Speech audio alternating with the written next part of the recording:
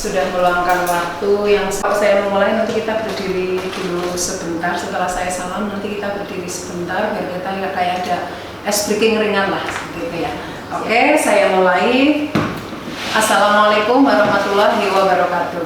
Waalaikumsalam warahmatullahi wabarakatuh. Baik, alhamdulillah teman-teman semuanya sehat. Alhamdulillah. Sudah sarapan? Belum. Belum dua kali. Di sini positif. Iya betul. Nanti boleh ya sambil istirahat sambil makan ya. Baik. Nah, supaya hari ini kita penuh semangat, boleh ya teman-teman berdiri sebentar. Ini cuma ringan, mungkin sudah pernah, tapi paling enggak supaya kita, karena nanti seharian mungkin akan banyak duduk buat teman-teman yang di kelas menyelesaikan tugasnya masing-masing. Kita berdiri sejenak, kita akan tepuk semangat. Sudah pernah tahu? Iya. Jadi cuma gampang banget, tepuk semangat. Semangat. Bisa? Bisa. Ekspresinya ya, ekspresinya ini karena masih pagi supaya memberikan vibrasi yang luar biasa, karena hari-hari kita pasti akan penuh dengan sesuatu yang unik dan sesuatu yang harus kita selesaikan. Oke ya, kita mau langsung atau masih harus dicontohkan? Langsung. Mister Rano mau kasih contoh? Oke ya, tepuk semangat. Semangat. Tepuk tangan buat kita semua. Mau Titik kasih, Miss Titik kasih contoh sekali ya. Pimpin teman-temannya. Ayo Serano, 1, 2, 3. Betul.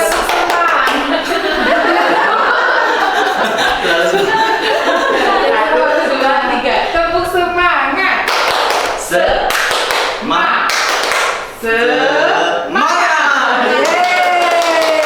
Oke, tepuk tangan buat kita semuanya. Silakan duduk teman-teman semuanya. Mudah-mudahan dengan tepuk semangat kita semuanya juga penuh semangat.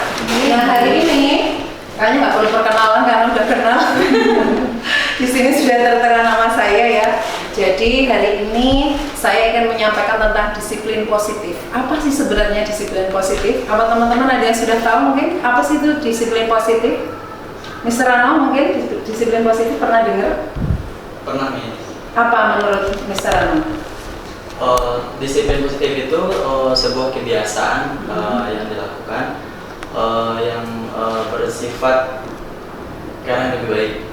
Oke, ya. Jadi sebetulnya tema besarnya selain disiplin positif adalah budaya positif. Jadi sebelum masuk ke disiplin positif, kita mesti tahu dulu budaya positif itu apa sih? Karena saya sendiri pernah dengar, tapi kadang ketika disuruh menjelaskan apa sih sebenarnya.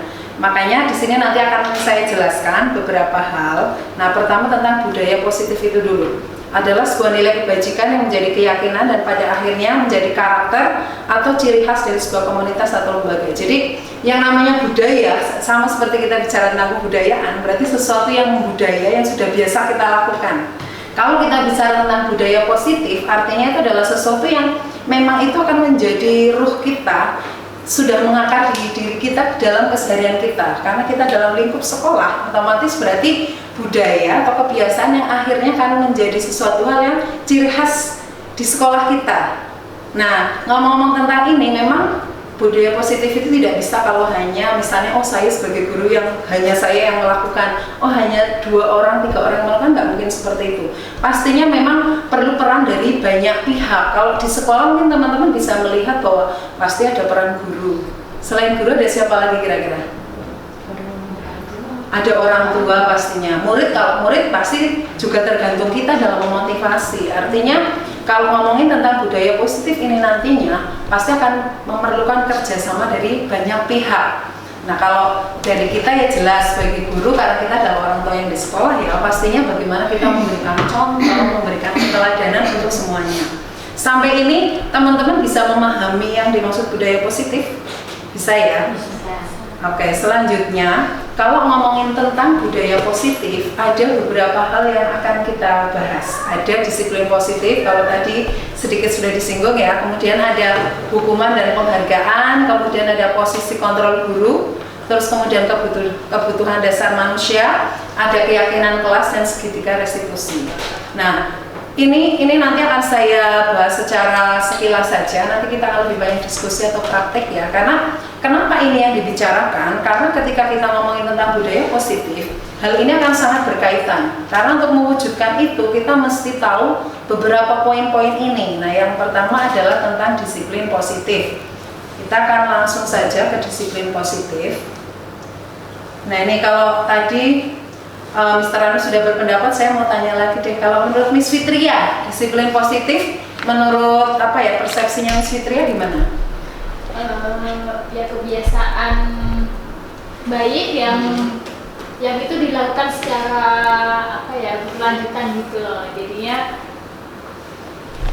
terus kayak gitu dilakukan secara terus menerus yang bisa ya membuat yang lain itu mengikuti gitu. Misalkan ada murid baru atau apa, itu bisa Mengikuti itu ya. Kayak kalau Miss Sabrina?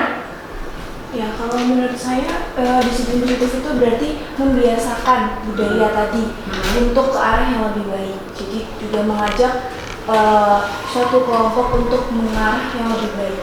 Oke, ada lagi yang mau berpendapat? Belum ya. Jadi kalau ngomongin disiplin positif, kalau kita ngomong disiplin berarti tertib. Misalnya datang tepat waktu, misalnya pulang juga tepat waktu. Terus kemudian kita memakai seragam mungkin di hari yang memang harus memakai seragam dan lain-lain, itu kan adalah disiplin. Tapi ketika ada kata-kata positif di belakangnya, kenapa menjadi disiplin positif? Kenapa nggak cukup hanya kata-kata disiplin gitu? Seperti di sekolah kita kan selalu digembarkan tentang disiplin positif.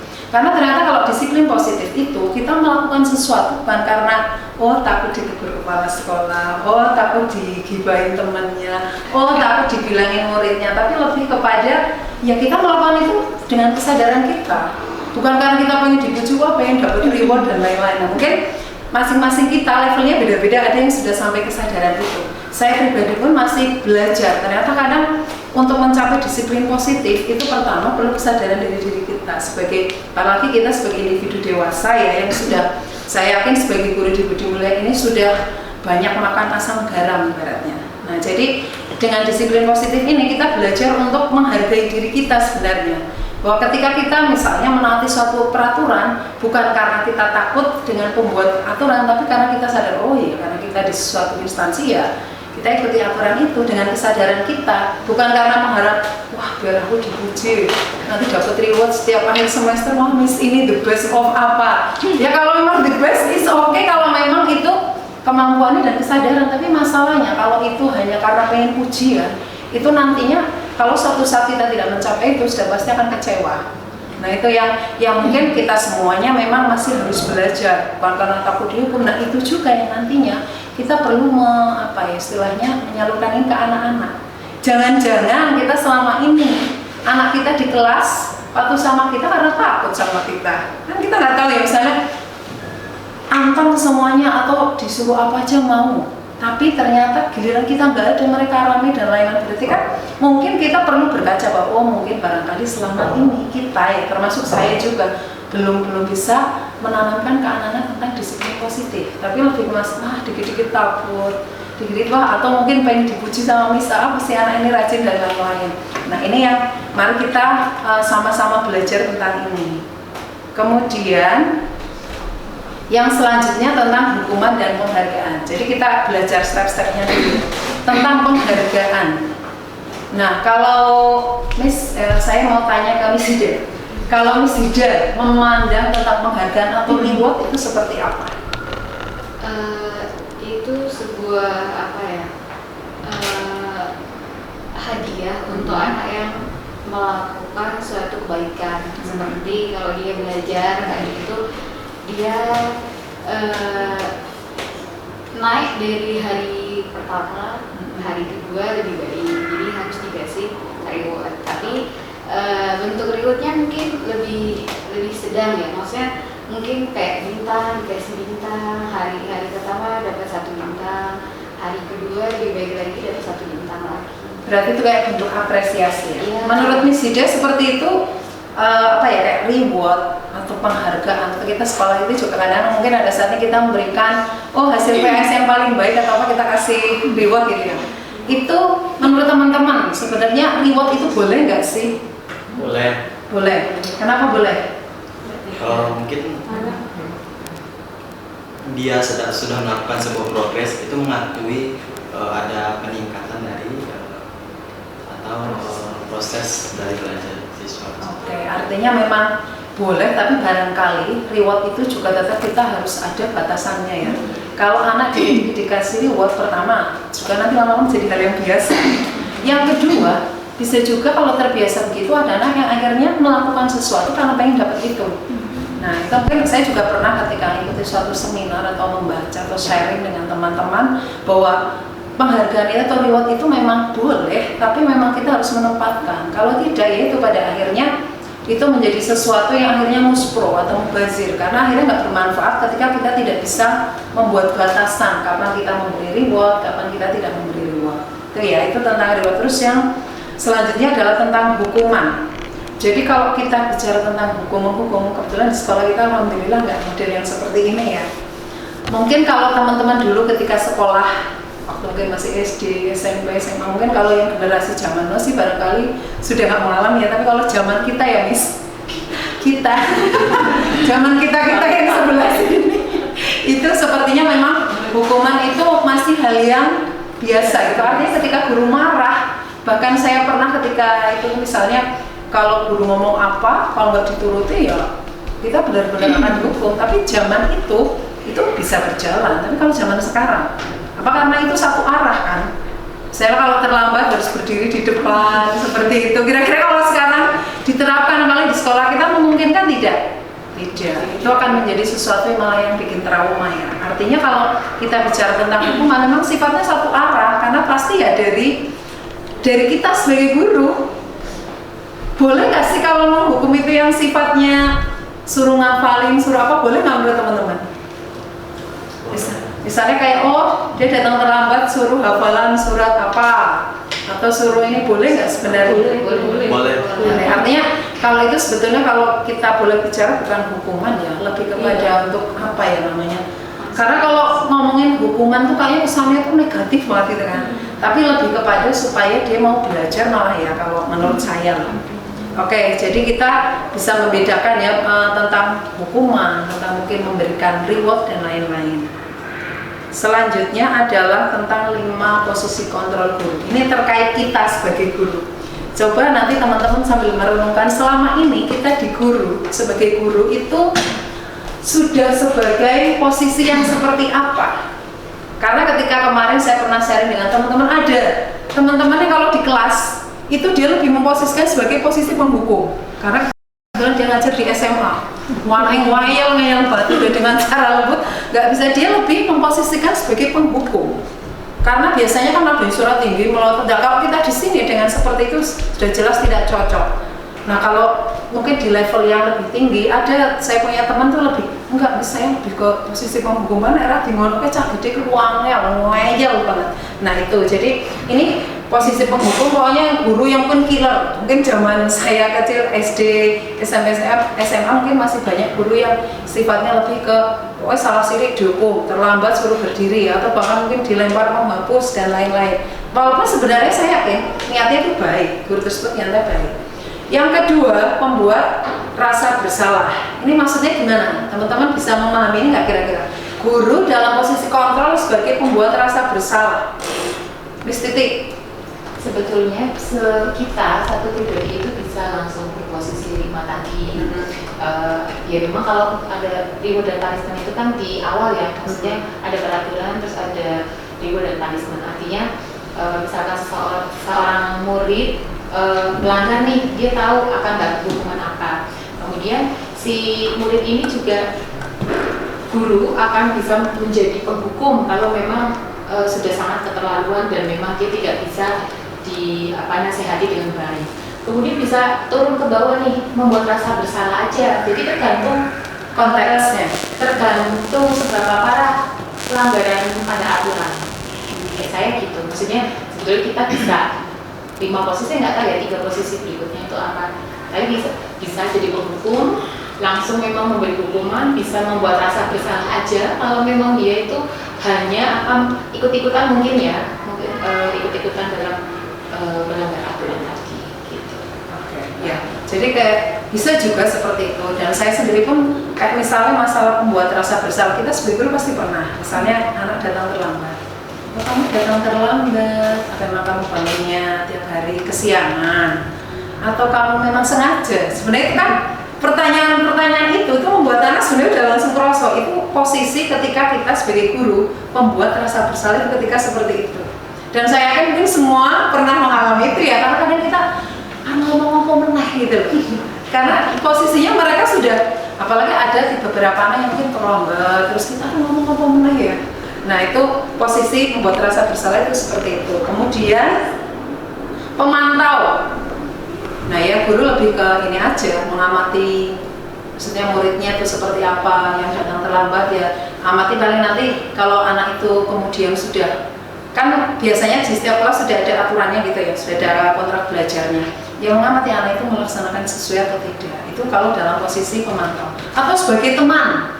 Nah ini guru sebagai teman boleh nggak sih? Boleh, hanya memang kita memang harus bisa menempatkan.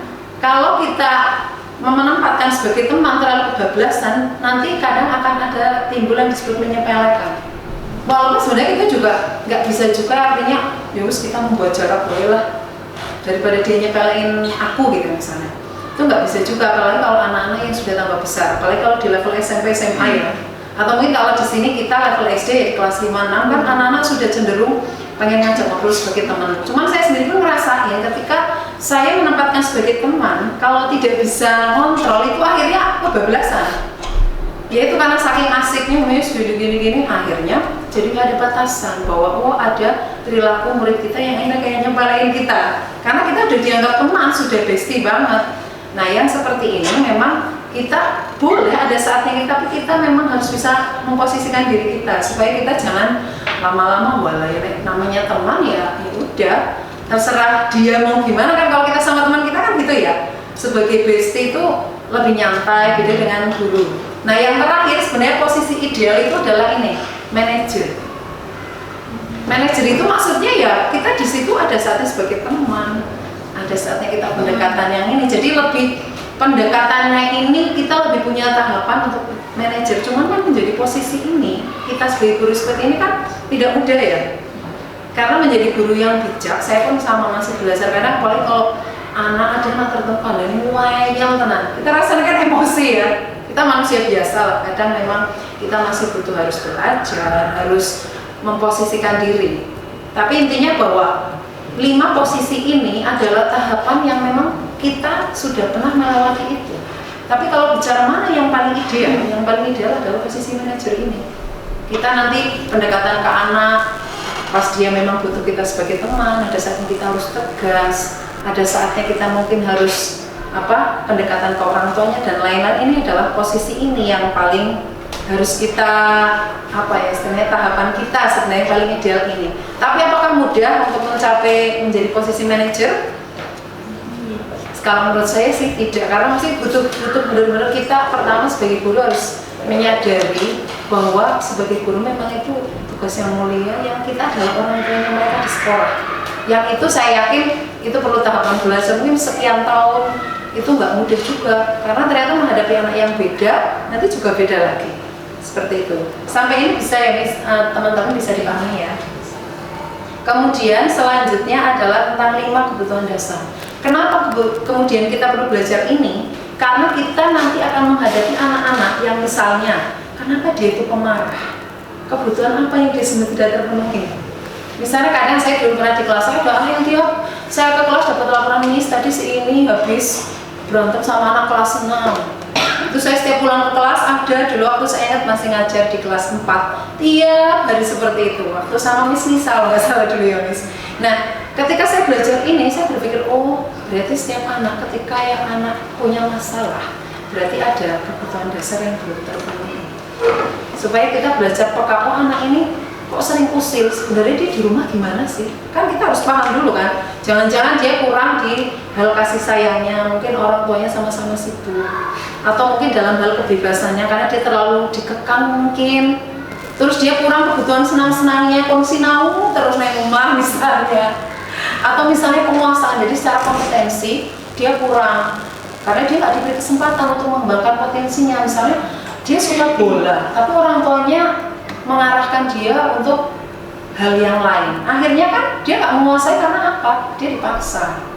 Terus bertahan hidup ya lebih. Kalau ini sih mungkin kalau di level kita enggak ya. Maksudnya di anak-anak kalau hal yang bertahan hidup enggak, ini mungkin secara umum saja sih. Ini kalau mungkin kayak Tarzan di hutan bertahan hidup itu kebutuhan itu yang memang masih diperlukan. Tapi kalau yang kita mungkin dengan anak-anak juga kayak kasih sayang, kebebasan, kesenangan dan penguasaan.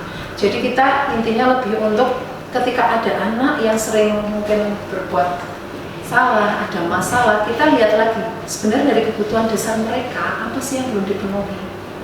Nah yang itu tuh kadang-kadang kita juga ada anak kalau ditanya mau enggak, ini sebi aja tuh. Kan ada anak ya yang ditanya kita mau menggali itu susah, tapi dia mungkin butuh terus terang terhadap orang lain.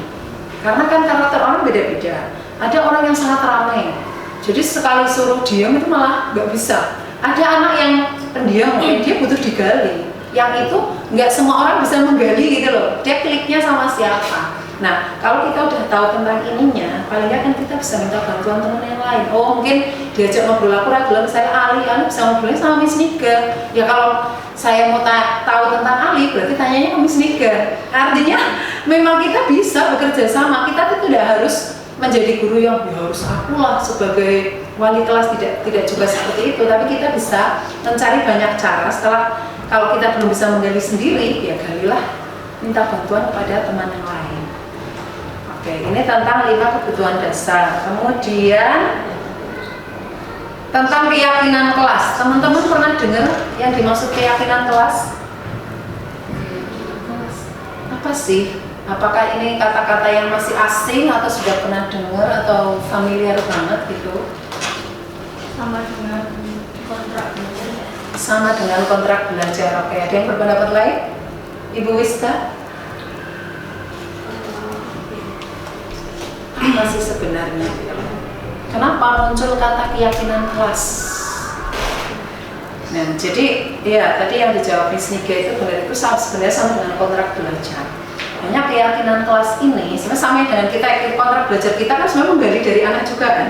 Nah, jadi keyakinan kelas ini memang lebih kita tuh semuanya menggali dari murid dulu.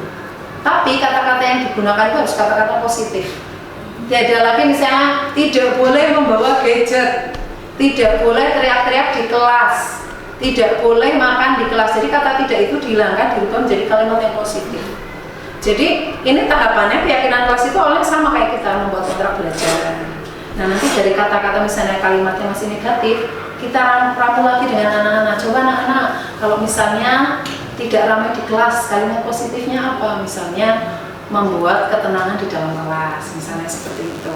Tidak boleh makan di dalam kelas, makan ketika jam istirahat di luar kelas, seperti itu. Jadi intinya gampangannya, mudahnya karena kita juga sudah melewati tahap menggali dari anak kan tentang aturan-aturan itu, ya sudah dari itu kita rubah menjadi kalimat yang positif.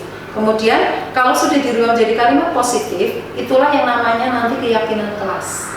Kenapa keyakinan kelas? Harapannya itu ketika sudah menjadi kesepakatan kita yakin dengan aturan itu, sehingga kita berarti kan ya termasuk anak-anak. Anak-anak itu merasa memiliki dengan aturan itu, bukan lagi kayak misalnya kalau peraturan itu kan cenderung langsung dari kita yang buat. Nah kalau masih seperti itu berarti belum keyakinan kelas. Tapi kalau saya melihat selama ini kalau di Budi Mulia ya sudah menjadi keyakinan kelas, kecuali kalau memang mungkin kata-katanya masih ada yang kata-kata tidak itu mungkin kita rubah. Terus seperti itu bisa dipahami ya teman-teman. Terus kemudian ini contohnya ini keyakinan kelas ini hadir tepat waktu, berdoa sebelum dan sudah belajar, kan sebenarnya sama dengan kontrak belajar kita ya, iya kan? Tapi intinya menggunakan kata atau kalimat yang positif. Nah kan sebenarnya sudah budi mulia banget kalau menurut saya, karena kita di sini itu kan selalu ditanamkan untuk segala sesuatu itu yang positif. Nah langkah-langkahnya ya gini, mungkin nanti kita bisa mulai ketika besok ya tahun ajaran baru teman-teman membuat kontrak belajar, mari kita buat dengan kata-kata yang lebih positif. Yang mungkin boleh dikenalkan dengan keyakinan kelas, karena kalau mungkin di sekolah-sekolah lain atau di dinas itu mulai dikenalkan tentang nama ini, meskipun itu sama dengan kita sebenarnya. Nah bisa dengan cara misalnya setelah kita jelasin kasih sticky note biar mereka nulis terus nanti ditempel, jadi kita sediain kertas atau kertas aja ditempel di depan. Usul-usul mereka ditempel di situ. Setelah itu kita bahas, kalau ada yang sama kan udah tinggal kita satuin. Terus kemudian kita buat dengan apa itu kalimat yang positif. Nah dari itu kan nantinya anak-anak lebih nyaman kali ya. Atau misalnya mau dibuat permainan juga boleh. Itu kalau menurut saya sih itu kayak kreativitas masing-masing wali kelas. Yang mungkin harus bikin dulu, mainan dulu. Setelah itu anak-anak kumpul yang ini dengan apa sesuai warna atau apa. Setelah itu silakan buat usul aturan di kelas itu apa, atau mungkin kasih musik atau apa, itu silakan kreativitas teman-teman. Kemudian, nah ini yang disebut dengan segitiga restitusi. Jadi ini masih ada kaitannya juga. Kenapa kita harus mempelajari ini? Ini sebetulnya mudahnya yang disebut segitiga restitusi itu proses kita ketika anak ada masalah, bagaimana kita kemudian mendamaikan anak sampai selesai masalah itu. Mudahnya sebenarnya seperti itu. Makanya kan di sini ada, sehingga apa? Ketika selesai masalah, anak itu kuat dengan karakternya. Tahu bahwa oh, misalnya nih, saya ada masalah dengan Mr. Rano. Ketika kita apa istilahnya saling minta maaf atau akhirnya mengakui kesalahan, itu benar-benar karena kesadaran sendiri, bukan karena kita sebagai guru kamu minta maaf. Kadang ini ujian banget ya ketika ada anak yang dia itu ketika dia punya masalah, misalnya dia mungkin habis ngusilin teman, kalau ditanya tuh nggak mau ngomong, itu kan karena kita suka gemes, kamu kenapa? Nah terus yang harus kamu lakukan apa? Diem aja. Saya pernah alami sendiri soalnya. Terus menurut kamu, kalau kamu sudah berbuat salah harus gimana? Diem aja. Akhirnya kan kadang gemes, ya sudah kamu minta maaf kalau gitu. Nah misalnya gitu. Ternyata seperti itu tuh untuk ke psikologis anak sebenarnya itu nggak bagus karena bukan dari mereka. Dia nggak nyadar. Iya, tapi justru sebenarnya bagaimana kita menggali anak supaya anak akhirnya ketika mau minta maaf itu terucap dari mereka gitu loh. Yang itu saya sendiri pun mengakui ya Allah ya ternyata ketika ada anak tertentu yang apalagi yang memang sulit digali itu rasanya gemes. Ini waktunya udah habis kita mau ngajar. Kan itu sebenarnya kan ya selamanya kita sebenarnya kita kalau pas punya banyak waktu kita masih lumayan oke lah, kita masih jam kosong, tapi udah habis duhur, kayaknya nanti habis lima ulangan atau review materi, iki anak bermasalah, terus rasanya kan gemes ya. Saya pernah malam itu akhirnya, ya sudah, kalau kamu nggak tahu, Miss kasih tahu, berarti kamu harus minta maaf. Nah itu ternyata kayak gitu teman-teman, itu kita perlu untuk memperbaiki ternyata. Jadi karena hal seperti itu efeknya jangka panjang sebenarnya, bukan hanya sekarang. Karena mereka akhirnya ketika mau minta maaf, ya karena aku terpaksa aja. Nanti daripada Miss marah, karena saya juga pernah dengar, kamu tadi ada minta maaf, tapi sebenarnya aku malas. Tapi daripada Miss ngomong terus, nah seperti itu berarti kan belum muncul kesadaran. Nah makanya mari teman-teman kita renungkan selama ini kita sebenarnya ya kita entah sebagai guru mapel, guru TF ataupun sebagai guru apapun, saya yakin akan pernah ada saatnya kita yang harus mendamaikan anak, ya kan? Dan itu sering sekali seperti itu. Nah, ada 3 tahapan. Yang pertama menstabilkan identitas, kemudian yang kedua validasi tindakan yang salah ketika menanyakan keyakinan. Nah, ini maksudnya bagaimana? Mari kita kulik satu persatu. Yang pertama menstabilkan identitas. Nah seperti ini langsung ke sini aja ya. Misalnya ketika ada si A si B berbuat salah. Nah saya misalnya manggil nih satu murid. Saya ngomong. Misalnya di sini ada kata-kata wajar. Saya tahu setiap orang pasti pernah berbuat kesalahan. Ketika kita manggil anak kita yang berbuat kesalahan itu, ternyata itu perlu menguatkan mereka bahwa memang manusia nggak ada yang sempurna. Jangan langsung, oke mau ngomong baik, apa iso loh? Mau bisa itu teman-teman sampai itu bukan sekali nih manggil kamu. Ya kan mungkin ya kalau kita sedang dalam kondisi emosi, kayak baru kemarin kamu sekarang dipanggil lagi. Kan seperti ternyata itu ini teman-teman. Ternyata kita perlu untuk memberikan apa ya istilahnya bekas yang baik untuk anak. Misalnya, nah kamu tahu dipanggil ke sini kenapa? Misalnya apa dia kan cerita, Miss tahu bahwa setiap orang pasti pernah berbuat kesalahan karena Miss juga pernah berbuat kesalahan. Mungkin kalian lihat Miss ketika di kelas juga pasti pernah berbuat kesalahan ke kalian. Jadi ternyata itu menjadi apa ya Jembatan awal untuk apa? Anak biar tahu bahwa dia diakui bahwa apa? Bahwa setiap orang kok yang bisa salah, orang tuh nggak ada yang sempurna. Nah kalau itu tahapan itu sudah bisa klik ke anak tersebut, setidaknya dia menyadari, oh oke, Miss ternyata paham kalau setiap orang aku berbuat salah itu wajar. Jadi paling tidak dia tahu bahwa Miss itu tidak langsung nyalahin aku gitu loh, menganggap aku, intinya gitu. Itu jadi di tahapan menstabilkan identitas tuh sesimpel itu sebenarnya. Biar mereka itu menyadari dulu bahwa Miss juga paham setiap orang berbuat kesalahan. Bisa dipahami teman-teman ini? Itu yang pertama. Terus yang kedua adalah validasi tindakan yang salah. Misalnya ketika kita tadi sudah ya nanyain kamu, setiap orang pasti pernah berbuat salah. Terus kita tanya alasan. Kenapa sih kamu melakukan itu? Kamu tahu nggak kalau itu adalah perbuatan yang salah? Kan itu nggak mudah loh ya. Paling kalau anak yang dipanggil udah bola-balik. Kita ada orang kita tuh betul ngerti tapi dilakukan lagi. Nah itu ternyata itu juga penting. Dan penting lagi memang kita yang harus memanage emosi kita sendiri. Sebagai guru itu kita memang tidak mudah karena kita juga manusia biasa, kadang tersinggung, kadang marah, kadang gemes. Apalagi kui meneng, lo lagi. Ya kan rasanya kalau gitu kan kita gemes ya. Tapi itu penting ternyata teman-teman. Kita mesti harus mulai belajar untuk apa ya? Pertama itu tadi, kalau kita sudah bisa ngerem diri kita, apalagi kalau anak yang sudah sering berbuat salah, sebetulnya kalau kita mau merenung ya, kenapa ya dia kok iso koyo mesti ono masalah besar sebetulnya. Kalau anak yang lurus-lurus saja sebenarnya kan ya udah dia udah selesai masalahnya di rumahnya udah selesai. Tapi kalau anak yang sering ada masalah kan pasti nggak mungkin nggak ada masalah. Nah itu yang kedua. Yang ketiga menanyakan keyakinan kelas. Nah kalau tadi udah ditanya, kemudian kita ini tanya lagi teman anak-anak, menurutmu yang kamu lakukan itu melanggar keyakinan kelas yang mana atau melanggar kesepakatan kelas kita yang mana sih? Kan di kesepakatan kelas kan misalnya saling menghargai teman, tidak boleh saling membuli. Nah nanti yang itu kita rubah jadi kalimat positif ya. Nah itu untuk apa? Mengingatkan dia bahwa dia sudah melanggar kesepakatan kelas. Oh iya Miss, ternyata aku ini ya melanggar tentang bahwa orang itu harus saling menghargai satu sama lain. Nah kalau itu sudah dia sadar tentang itu, lanjutannya adalah menurut kamu, kalau sudah seperti itu, kamu kan menyadari kamu sudah melanggar. Menurutmu apa yang harus kamu lakukan? Nah itu biar dia yang ngomong.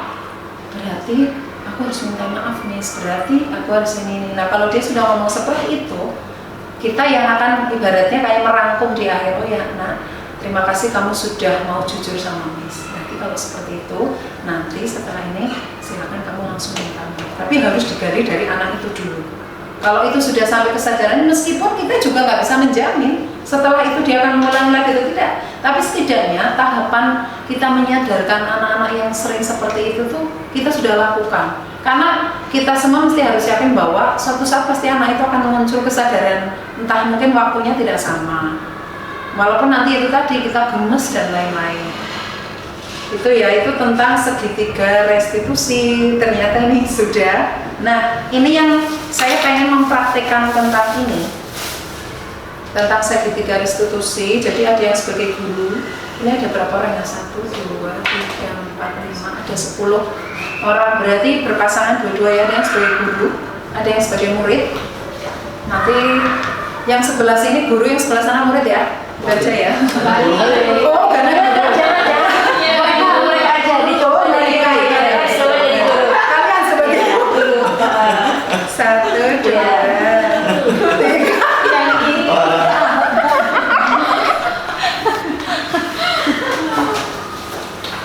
Nanti silakan teman-teman baca dulu, Miss dan Mister baca dulu, mau milih kasusnya yang mana, itu ada petunjuknya.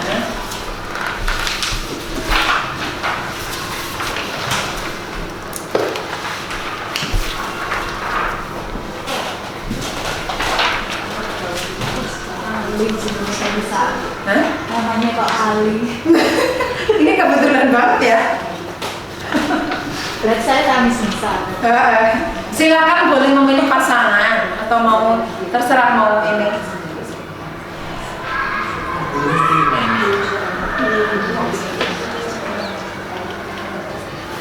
Nanti yang praktek ya ke depan ya. Iya. Satu pasangan dari pasangan. Ini pilih bebas kasusnya. Kasusnya mana terserah.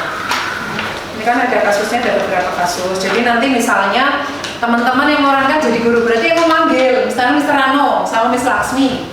Berarti kamu yang manggil Laksmi sini. Biasanya Mas Laksmi. Iya, ini nggak bermain peran, Mister. Ini bermain peran. Ini kesempatan Mas Denmark. Iya. Jadi nanti silakan teman-teman yang jadi guru ya memerankan sebagai guru. Misalnya dipanggil Wiska, sini. Kamu tahu kenapa Miss manggil kamu? Jadi diawali dari kaki ibu. Kenapa tadi kamu buat si A menangis? Seperti itu. Ini ada contoh anunya juga kan, contoh kalimatnya yang ada di bawah.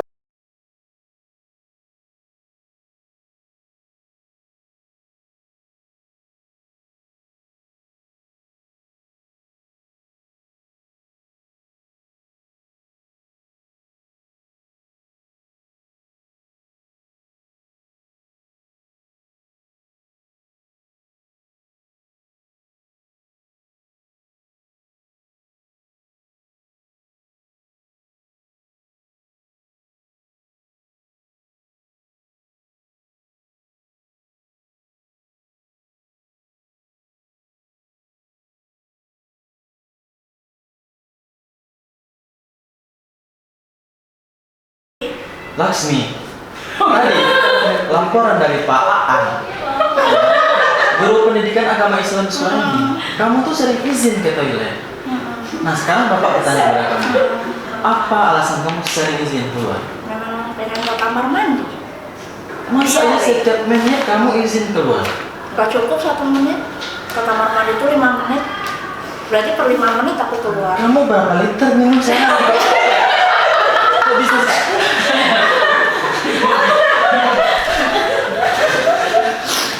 Masih tiap menit loh nak, kamu keluar. Bapak sebagai wali kelas kamu malu.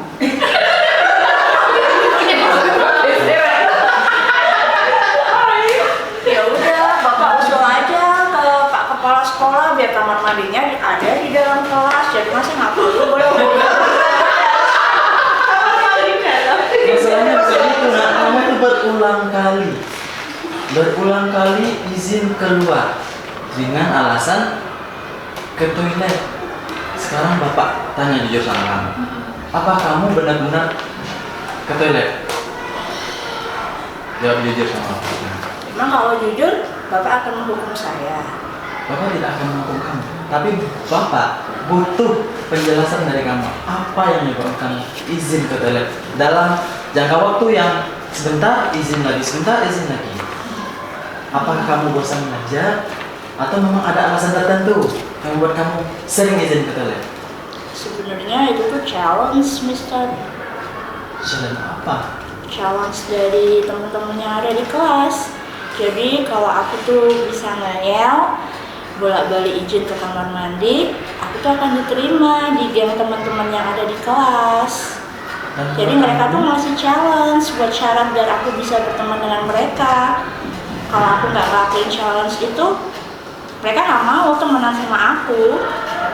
Nah, menurut Laksmi, challenge yang diberikan itu baik untuk kamu atau tidak? Nggak tahu. Nggak tahu. Terus kamu mau aja ikut dengan apa yang teman kamu katakan. Kalau itu berdampak buruk pada kamu, apakah kamu tidak takut? Soalnya habis itu mereka menraktir aku nonton di bioskop. Dan kamu mau tuh? Emangnya Bapak mau ngasih aku duit? Nah, jangan. Yang berikutnya Ternyata berubah.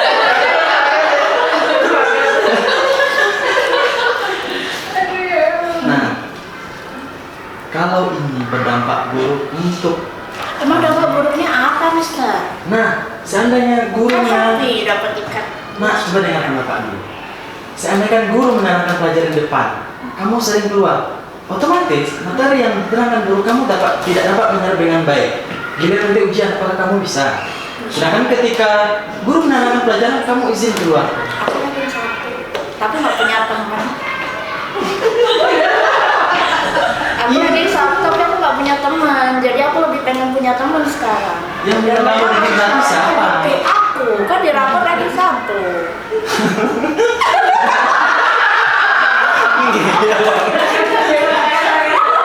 Oke, coba kalau menghadapi murid yang begini, ini kan ngeyelin berikutnya ini. Nah itu memang ini sebagai guru kadang pastilah kita kadang bingung ya. Kamu apa menang bocor di jawaban terus gitu kan. Nah itu butuh ketegasan teman-teman. Artinya ketika ada seperti itu, oke nak sekarang kamu kan dari tadi berbicara. Sekarang gantian Miss yang ngomong itu kita harus punya ketegasan di situ meskipun dengan bahasa yang baik. Karena kalau enggak, itu akan berlanjut. Seperti tadi kan pasti kesempatan untuk ngayal cari alasan kan terus toh. Nah itu yang mungkin selama ini kadang-kadang ada saatnya kita nggak konsisten akhirnya kalah dengan anak. Itu mungkin ada saat tertentu barangkali kita pernah mengalami. Kalau seperti ini kita harus start dengan cara yang enak juga sih memang. Anak-anak sekarang gantian Miss yang ngomong ya. Kamu kan tadi udah bicara, sekarang gantian. Terus tadi apa yang diomongin Mr. Rano itu kayak menyadari bahwa setiap orang pernah buat salah sudah disampaikan belum? Belum. Nah jadi dari awal itu guru harus ini dulu ketika memanggil nak, Miss tahu setiap orang pasti pernah buat kesalahan itu harus disampaikan. Itu tadi belum tersampaikan oleh Mr. Rano ya. Artinya yaitu untuk biar anak itu tahu bahwa gurunya itu menyadari setiap orang boleh berbuat kesalahan. Seperti itu. Ada masukan lagi nggak teman-teman kira-kira dari peran tadi apa yang belum masuk tentang segitiga restitusi? Jadi perasaan saya itu belum diakui. Jadi bahwa aku itu benar-benar butuh teman. Tapi ibaratnya aku tuh tidak tahu gimana cara untuk dapat teman. Tadi kan Mr. Rano lebih mengejar kenapa kamu tidak bahwa seperti ini pasti di sini juga akan mengalami. Anak pilihan apa pendiam dia nggak punya teman. Saya kan pasti ada yang mengalami begitu kan. Nah itu benar harus ada pengakuan. Iya nak, Mister paham. Kamu pengen punya banyak teman, pengen punya teman. Tapi kan tidak dengan cara itu. Masih ada cara yang lain dan lain-lain itu. Jadi memang benar diakui dulu perasaan anak itu. Kalau itu sudah bisa paling tidak, anak itu lego gitu loh. Karena ketika yang dikejar, kenapa kamu begitu? Kesannya kan tadi dikejar, diberondong ini ya. Kenapa kamu begitu? Harusnya kamu begini, harusnya kamu begitu. Nah seperti itu. Tepuk tangan buat Mr. Ali dan Mr. Ali. Jadi teman-teman, apa yang sudah kita lakukan tadi itu yang disebut dengan segitiga restitusi. Nah tahapan-tahapan ini nanti silakan teman-teman kalau membawa kertasnya ini boleh, kalau nanti suatu saat itu juga boleh saya gandakan. Intinya mudah-mudahan ini bermanfaat untuk teman-teman. Ini sebagai bentuk refleksi diri kita selama ini sebagai guru kita tuh berada di mana sebenarnya.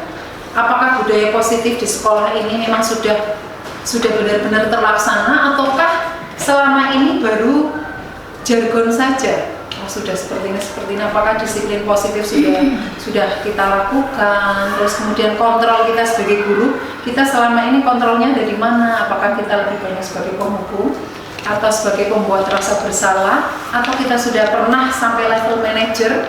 Nah terus bagaimana sebesar apa kita memahami anak ketika punya kesalahan? Apakah kita sudah mengakomodir, oh dia punya kebutuhan apa yang belum terpenuhi? Nah jadi apa-apa yang sudah saya sampaikan tadi dari disiplin positif, kemudian apalagi ada tentang hukuman, penghargaan, posisi kontrol, kebutuhan dasar, keyakinan puas, dan segitiga restitusi. Mudah-mudahan ini bermanfaat untuk teman-teman semuanya.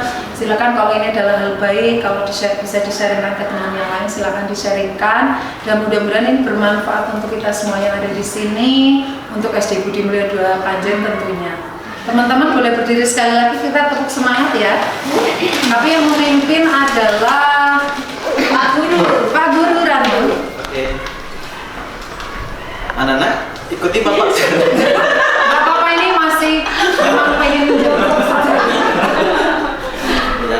Baiklah Miss, semuanya kita Tepuk semangat. semangat ya. Tepuk semangat.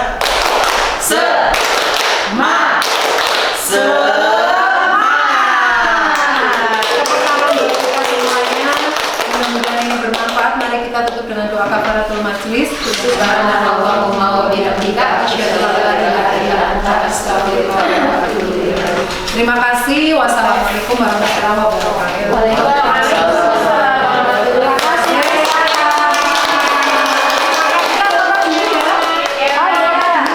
Gimana?